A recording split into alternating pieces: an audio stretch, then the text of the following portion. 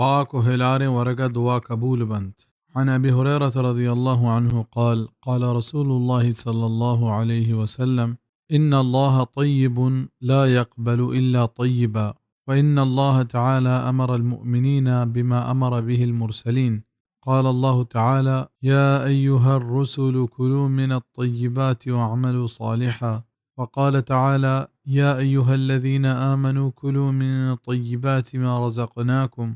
ثم ذكر الرجل يطيل السفر أشعث أغبر يمد يديه إلى السماء يا ربي يا ربي ومطعمه حرام ومشربه حرام وملبسه حرام وغذي بالحرام فأنى يستجاب لذلك.